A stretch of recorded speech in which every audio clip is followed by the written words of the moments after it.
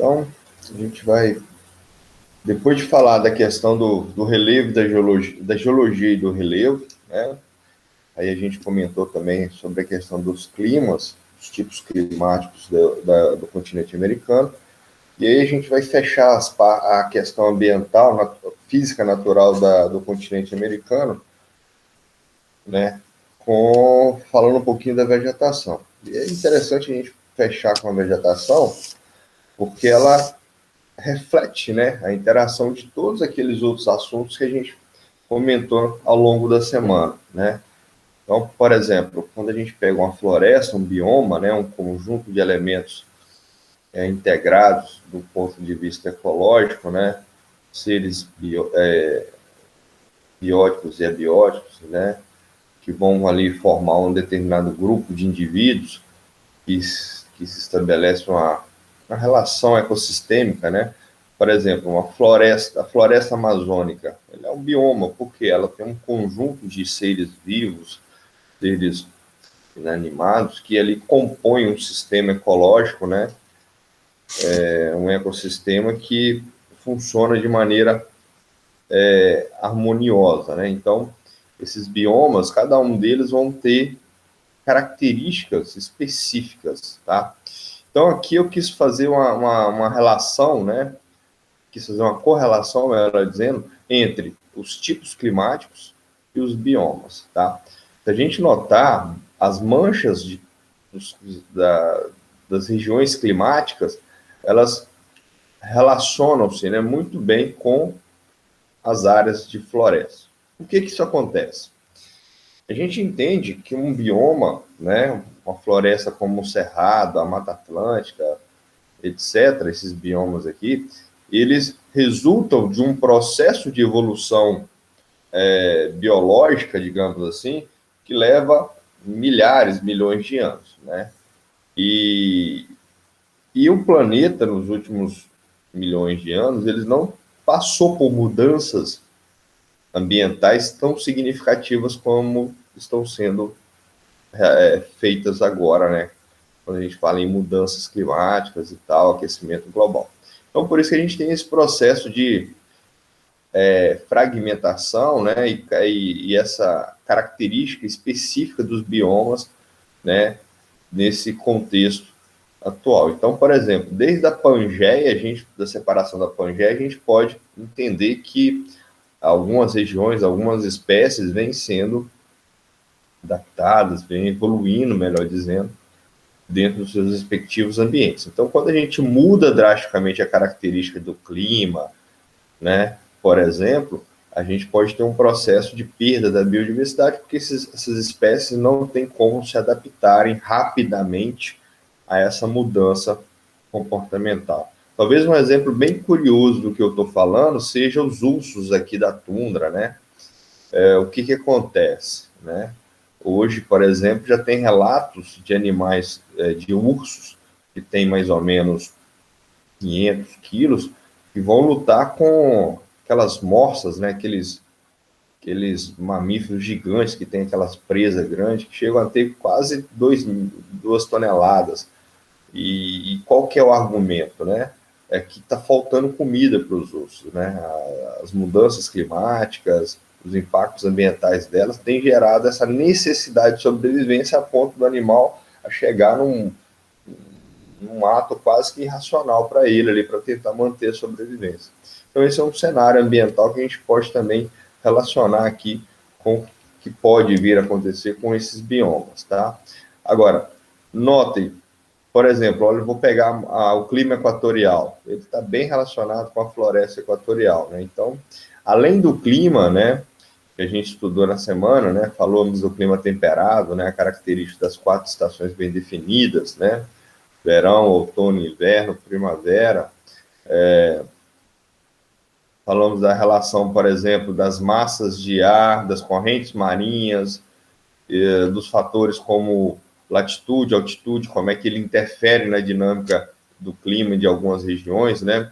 Por exemplo, se eu pegar aqui essa região de baixa latitude, aqui na floresta amazônica, e começar a subir a Cordilheira dos Andes, né? Você vai sair de uma região que tem uma temperatura na média de 28, 29 graus, muita chuva, quente, úmida, para uma região de clima frio, de montanha, né? Então, a altitude vai ser um fator preponderante nesse aspecto aí, tá? Da mesma forma, você tem regiões desérticas ou semidesérticas que muitas vezes estão relacionadas pela a distância do litoral, né? São áreas longe do litoral, são áreas do interior do continente que podem não ser afetadas pela dinâmica de algumas massas de ar que poderiam levar umidade para essa região e também pela a relação do relevo, né? Ou seja, o relevo nesse aspecto pode criar um bloqueio, né, uma barreira natural que impede a passagem de massas de ar para áreas no interior do continente, o que pode desencadear a formação de ambientes áridos e semiáridos. Eu citei o exemplo também que tem regiões, como é o caso daqui da América do Sul, nessa parte oeste aqui, né, que o fator corrente marítima, né, uma corrente marítima fria, né, a corrente de Humboldt, ela influencia na diminuição de chuva também, porque ela consegue interferir na dinâmica da pressão atmosférica. Então, as nuvens podem tomar outras direções e aí, consequentemente, não permitir o desenvolvimento de chuva, né? Na África, o deserto Namibe é um exemplo bem interessante, porque você tem uma região do lado do Oceano Atlântico, né? E já forma um deserto. E aí a explicação tem a ver com a dinâmica da massa de ar, das correntes marinhas, que interfere na dinâmica da atmosférica, impactando na diminuição de chuvas, né? Fato que ocorre diferente desse lado aqui, ó, que você vai ter, por exemplo, as correntes quentes, né? Que já favorecem a desencadeamento de chuvas em algumas regiões. Essa mancha amarela, a gente tem aqui, né? A gente estudou isso ano passado, que diz respeito ao interior do Nordeste, né? E aí a gente estudou que essa região aqui tem um clima semiárido, né? Tropical semiárido, e um dos fatores é um planalto que está nessa parte aqui, o planalto do Borborema, e impacta negativamente na questão da precipitação do interior aqui, do sertão semiárido, do agreste nordestino em especial, tá? Bom, mas vamos entender aqui agora, né, especificamente a questão dos biomas. Então, dentro do território americano, né, a gente pode notar que a gente tem uma diversidade muito significativa de paisagens, tá? E essa diversidade de fatores naturais, né, vão desencadear diferentes tipos vegetais, diferentes tipos de biomas. Começando aqui da parte norte, né, a gente tem aqui a tundra, né? A tundra é um bioma que é muito preservado, né? O estado de conservação dele é significativo, porque ele tem alguns elementos distintos. O primeiro deles é o fato dele ter uma alta latitude, né?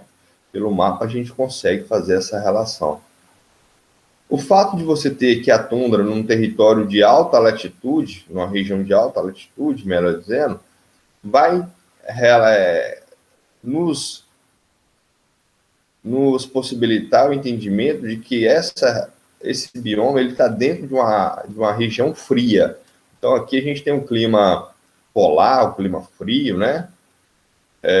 Ou subpolar, dependendo da classificação que a gente utiliza. E, consequentemente, a gente tem uma vegetação que ela é predominantemente herbácea. Repare, quando eu falo vegetação herbácea, quando eu falo em vegetação arbustiva e quando eu falo em vegetação arbórea, eu estou caracterizando o tamanho da vegetação, né? O extrato que ele pode alcançar. Então, quando eu falo em vegetação herbácea, eu estou identificando plantas rasteiras, gramas, gramíneas, né? Musos, líquens, vegetação de baixa altitude. Quando eu falo em vegetação arbustiva, como por exemplo o cerrado, né, algumas áreas do cerrado, eu estou identificando vegetações que podem ter plantas de 2, 3 metros de altitude, mas geralmente são plantas espaçadas. Você não vai ter uma vegetação arbustiva densa, né, fechada, ali, igual, por exemplo, uma floresta amazônica, né? As plantas todas conectadas umas às outras ali, bem juntinha, né? E as árvores, né? Vegetação arbórea, que já são árvores acima de 3 metros aí, né? Na Amazônia, por exemplo, a gente tem árvores de 60 metros, 70 metros aí, que são estudos recentes das árvores gigantes da Amazônia aí, que tem uma série de informações ambientais para os botânicos, para os especialistas da área. Mas a tundra, então, basicamente, ela tem esse caráter de ser uma vegetação rasteira, herbácea, né? Muito preservada, porque a região onde ela ocorre é uma região de baixa densidade demográfica. Então, tem poucas pessoas morando, tem pouca atividade antrópica na região direta, né? E, consequentemente, ela é preservada. É uma vegetação que, boa parte do ano, em função do clima, ela fica coberta de neve, né? Então, ela floresce, reproduz num período muito curto, né? Nos verões curtos da região do Ártico aqui, né? E é um bioma muito sensível, porque qualquer interferência, qualquer contato com alguma atividade antrópica pode desencadear alguns impactos, alguns problemas para ela. Tá? Então, é um dos biomas mais preservados. Abaixo aqui a gente tem a floresta boreal, a taiga. Né? Essa é uma floresta que cobre, assim como a tundra, né? Desde o continente americano, Europa e Ásia. Tá? Também está numa região de alta latitude, né? É uma vegetação formada por árvores, né? Então você já tem um extrato arbóreo, basicamente formada por coníferas, né? Então, um detalhe importante aqui na floresta boreal, a taiga, é o fato de você ter árvores em forma de cone, né? Os pinheiros aí, e isso é um mecanismo de adaptação da planta para suportar os invernos rigorosos que aqui tem, tá? Então, além da questão da neve cair mais facilmente naquela forma de cone das árvores, né? Você não tem folhas grandes, né? Então, geralmente você tem árvores com as folhinhas bem fininhas, né?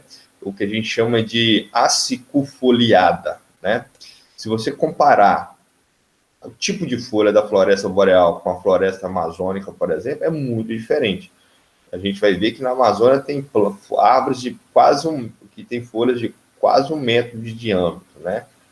Porque tem muito sol, não tem frio e tal, então essa condição natural influencia. No caso da floresta boreal, a gente tem esse detalhe.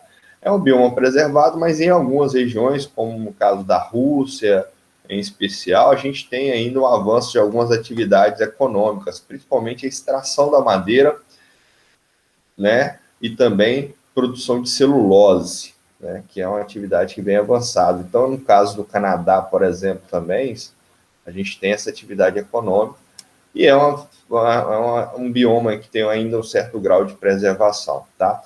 Você tem aqui as pradarias, que são vegetações herbáceas, né? Olha só que curioso. Então, aqui você tem árvores, aqui já volta para a vegetação herbácea, rasteira, né? Algumas delas em regiões secas, ou semiáridas, melhor dizendo, né? Ou também, no caso aqui, a gente pode relacionar com a região de clima temperado continental, né? Que tem as estações bem definidas, um verão mais chuvoso, um inverno mais seco, né? Mas aqui, no caso das pradarias, né, a gente pode notar um crescimento da atividade econômica, principalmente do setor do agropecuário, né? Então, lavouras de grãos, criação de gado, é muito comum, desde o Canadá até os Estados Unidos, e no caso dessa atividade econômica, você pode relacionar também com o relevo, né? Que nessa parte aqui a gente tem um relevo mais plano, que seria a planície central norte-americana. Para cá a gente já tem a vegetação de zonas semiáridas, né? E depois a gente tem aqui algumas áreas desérticas, então a gente tem a relação com o relevo, né? O fator climático. Então aqui a gente pode ter um bioma bem característico, né, que lembra a caatinga, né, ou seja, vegetação xerófita, né, que vive em ambiente árido, com pouca disponibilidade hídrica, e raízes profundas, né, aquelas espécies de cactos, por exemplo, são plantas que algumas delas conseguem conservar água para os períodos de seca, né. Aqui a gente tem essa mancha mais verde aqui, a vegetação de florestas temperadas, né, tanto da porção oeste quanto da porção leste também. Aqui a gente já tem uma biodiversidade um pouco melhor do que as outras áreas. No entanto, aqui a gente vai ter a formação de carvalhos, abitos, álamos, né, que são plantas também que têm uma característica muito peculiar, que é o fato dela ser decídua ou caducifólica. O que se entende por uma planta decídua ou caducifólica? Quer dizer que nos períodos de outono e inverno, né, como a gente tem uma região com estações mais frias por causa da zona temperada, aqui essas plantas elas perdem a folha no outono e no inverno. Então, primavera, verão, ela fica verde, né, fica cheia de vegetação, folha. Aí, quando começa a entrar o outono, ela começa a dar uma mudança no aspecto das cores, da tonalidade, e no inverno ela perde as folhas para poder protegê-la do inverno rigoroso, tá? Então aqui a gente tem. Um detalhe importante, que no caso das florestas temperadas aqui, a gente tem um grau de devastação muito significativo, né? E qual que é a relação que tu deve fazer em torno disso? Primeiro, que você tem aqui, por exemplo, uma região que tem densidade demográfica, muita gente morando aqui. Então você tem grandes cidades, metrópoles, né? E atividades econômicas que foram desencadeadas, que vão desde a agricultura, industrialização, né, e além da questão da urbanização e concentração demográfica. Então, tanto na Europa quanto na América do Norte, né, mas na América do Norte aqui um pouquinho mais preservada, né, a gente tem um grande índice de devastação das florestas temperadas, tá? Então, também é um bioma bem impactado pelas atividades humanas, tá? Bom, falando um pouquinho das florestas tropicais, né, que cobrem aqui desde a América Central, Costa Rica, por exemplo, é um país que tem uma biodiversidade muito rica, né, principalmente na fauna de aves, em especial. Qual que é a relação que a gente faz da floresta tropical? Primeiro, que são vegetações arbóreas, né, de grande porte, rica em biodiversidade, mas é plantas, animais, etc., né,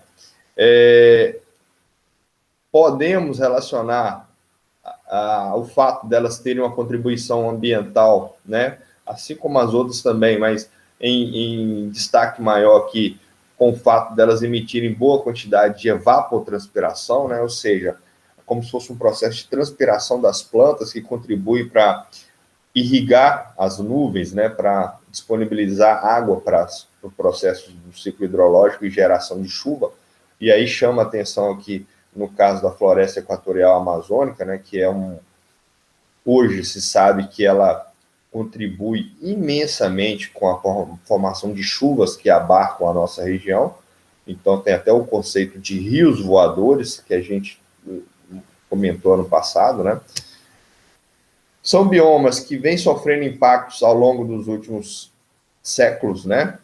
E esses impactos ambientais a gente pode falar de agricultura, desmatamento ilegal, exploração irracional dos recursos, né?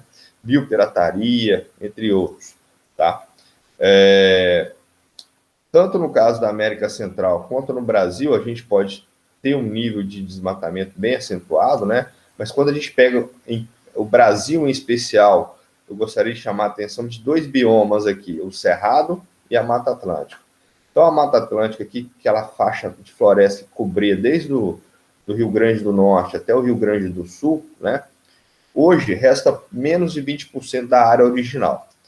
E as causas desse processo são desde a colonização, exploração dos ciclos econômicos, urbanização, industrialização, e os impactos ambientais que a gente tem da derrubada da floresta atlântica é muito significativo. Então, a gente tem perda de produção de água, a gente tem perda de biodiversidade, a gente também tem os problemas de saúde também. Por quê? Quando você altera o ecossistema, né, algumas espécies podem se readaptarem ao ambiente urbano e aí cria a possibilidade de uma série de doenças que estão cada vez mais comuns, cada vez mais cotidianas para a gente aí, né, em função desse impacto ambiental, né? A gente poderia citar aqui a nível de Brasil, a febre amarela, a malária, né, que os seus vetores de transmissão, que antes ficavam exclusivamente retidos na floresta, com o avanço da cidade, com o avanço das atividades antrópicas, eles ficam mais próximos das atividades e dos centros urbanos. E aí a gente fica mais exposto a doenças infecciosas como essa, tá? A Mata Atlântica, né? Você vai ter ali árvores perenes, né? Então, uma coisa que é importante a gente lembrar, né? Diferente da floresta temperada que perde as folhas, né? As plantas, as árvores dos ambientes tropicais, geralmente elas têm esse caráter de ser perene, de serem perenes, ou seja, elas não perdem folha ao longo do ano, né? Então, por exemplo, vou falar aqui da Amazônia. A Amazônia, ela tem uma estação do ano bem definida, é verão o ano todo. Então a planta entende que ela não tem que se preparar para o inverno, ela não tem que se preparar para o outono. Então ela fica verde o ano todo, né? Por isso que a gente dá esse caráter de ser perene ou perennifólica, tá? No caso da, continuando já a floresta amazônica, né? Então a gente tem um bioma extremamente rico em biodiversidade, com árvores de grande porte, vegetação perene, né? Latifoliada, que são folhas largas, grandes, porque isso tem a ver com a receptividade de luz solar, né? As plantas convertem essa energia luminosa em energia química, né? No caso da fotossíntese. Então as plantas acabam se ampliando ali, como se fossem painéis naturais para receber a insolação. Uma coisa curiosa em relação à amazônica é que as plantas intermediárias, aquelas plantas inferiores, melhor dizendo, elas geralmente são muito pequenas, porque o sol só fica retido nas copas das árvores. Então você tem aqui um caráter de se ter uma floresta onde você tem no nível inferior pouca presença de luz solar. Outra coisa importante em relação à Amazônia, que vocês estudaram ano passado, é que ela tem diferentes tipos, né? Você tem a floresta de terra firme, aquela região que não tem inundação ao longo do ano, mas chove muito, então você tem raízes mais aéreas, digamos assim, né? Você não vai ter plantas com raízes muito profundas. Você tem a mata de várzea, que é aquela região em que as árvores podem ser alagadas, né? Até determinada altura dela vai receber um aumento do nível da água nos meses de maior precipitação. E a mata de igapó, né? Que é basicamente aquelas plantas que vivem o ano todo dentro da água, né? E aí tem até algumas plantas que a gente fala de plantas hidrófilas, né? Que vivem em ambientes úmidos e praticamente dentro da água, tá? É um bioma que nos últimos anos tem sofrido muito impactos ambientais, mineração, hidrelétricas, atividade aqui da fronteira agrícola na Amazônia Meridional, né? Então, são assuntos que a gente lembra e já trabalhamos em algum momento. E o bioma mais impactado no Brasil, né, junto com a Mata Atlântica, o Cerrado, né? O Cerrado ele tem diferentes estratos. Tem lugar que é herbáceo, tem lugar que é arbustivo, tem lugar que é arbóreo, tá? Você tem um cerradão, você tem o cerrado, você tem o campo limpo, o campo sujo. O que muda aí é o quê? É o tamanho, né? E no caso do campo sujo, né, seria você ter um tipo de capim, um tipo de grama, ao meio ali, pequenos arbustinhos, né, plantas um pouco maiores, misturado ali.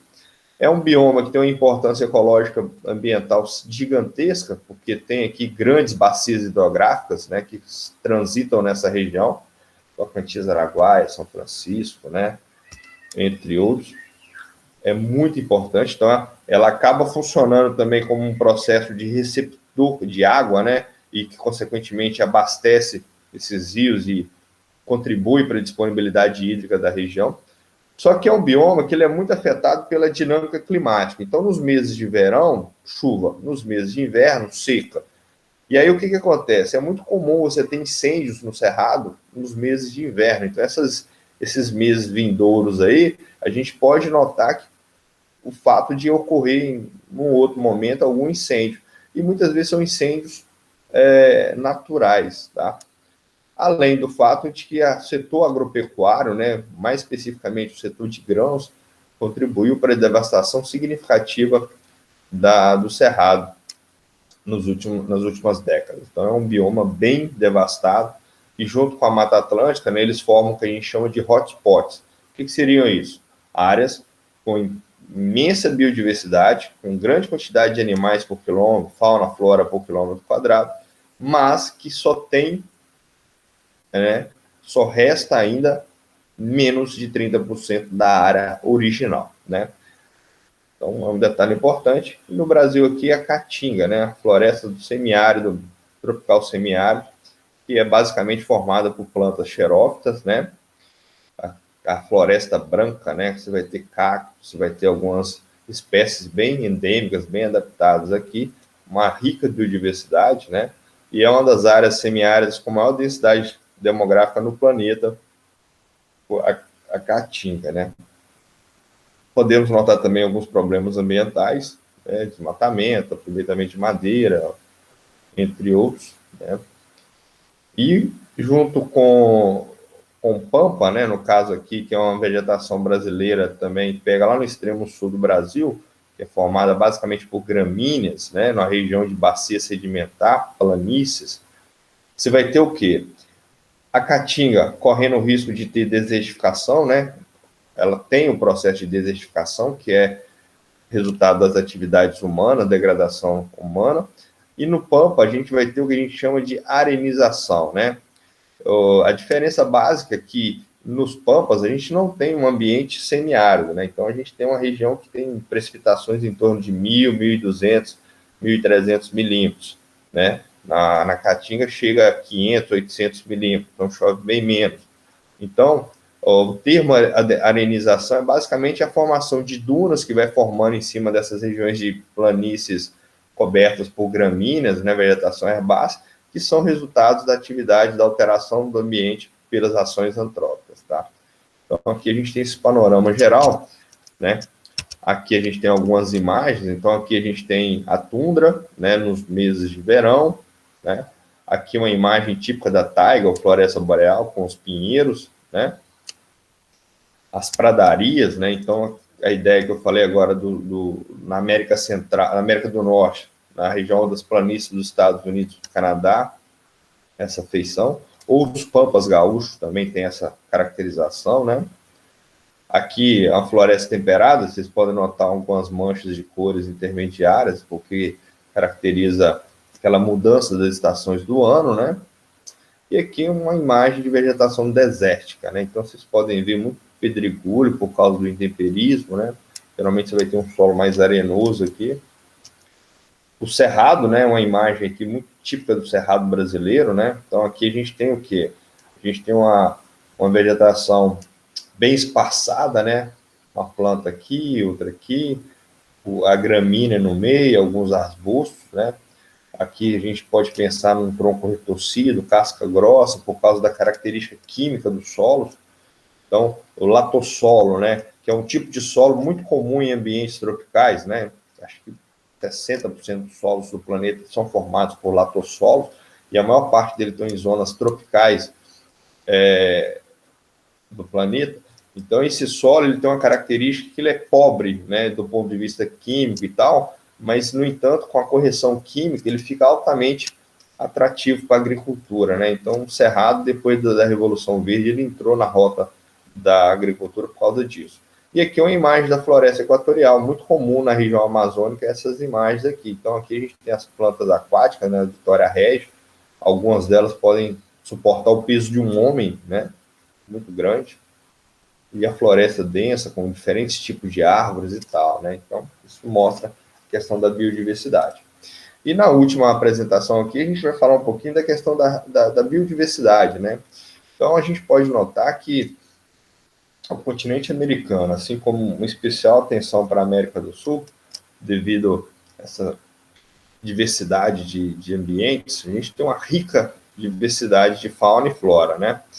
No entanto, né, o que a gente chama a atenção é que muitas dessas espécies, algumas delas endêmicas, ou seja, só tem aqui nessa região da América, né, então, estão correndo risco de extinção por causa das atividades antrópicas, né? Então, chama a atenção aí da importância de se criar estratégias para poder preservar, manter esses seres, essas espécies de plantas e animais, às vezes, não só pela questão estética, né? A gente, às vezes, tem uma atenção maior com aqueles animais que são mais bonitinhos, mas também pensar na questão da funcionalidade dos animais, né? Então, a gente tem uma relação de função, né? O que aquele espécie tem a contribuir com o ambiente. Então, quando a gente tira esse animal do ambiente, você pode gerar o que a gente chama de desequilíbrio e aí gerar uma série de problemas, beleza?